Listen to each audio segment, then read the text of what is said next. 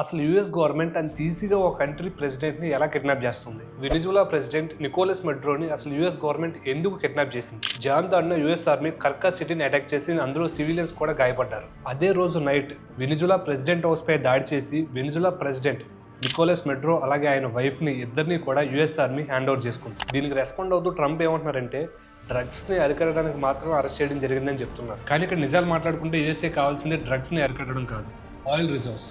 Venezuela దగ్గర ఉన్న oil reserves entire వరల్డ్లో ఇంకే కంట్రీ దగ్గర కూడా లేవు. నికోలస్ మెడ్రో 2013 నుంచి కూడా వెనిజులాని ఆయనే రూల్ చేస్తూ వచ్చాడు. ఆయన వెనిజులాకి ప్రెసిడెంట్ అయినప్పటి నుంచి కూడా యూఎస్ పై మాటలు చేస్తూనే ఉన్నాడు. ఒకవైపు ఆయిల్ రిజర్వ్స్ పై శాంక్షన్స్ వేస్తూనే వచ్చాడు. వెనిజులా ఒక రిచ్ కంట్రీ ఒకప్పుడు.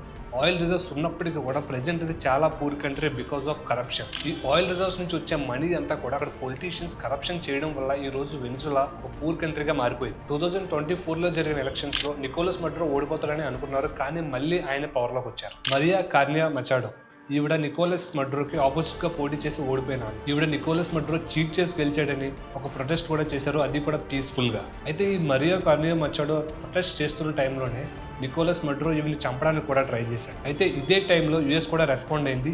మరియా కార్నియా మచాడోకి ఏమైనా అయితే ఇండైరెక్ట్ గా యూఎస్ తో వార్ తీసినట్టేనే ట్రంప్ వార్నింగ్ ఇచ్చాడు. అయితే ఫైనల్ గా నికోలస్ మెడ్రోని యూఎస్ గవర్నమెంట్ ఎందుకు అరెస్ట్ చేసింది అంటే మరియా కార్నియా మచాడో ఈవిడ కానీ వెనిజులాకి ప్రెసిడెంట్ అయ్యారు అంటే ఈజీగా వెనిజులాలో ఉన్న ఆయిల్ రిజర్వ్స్ మీద పట్టు సాధించవచ్చు.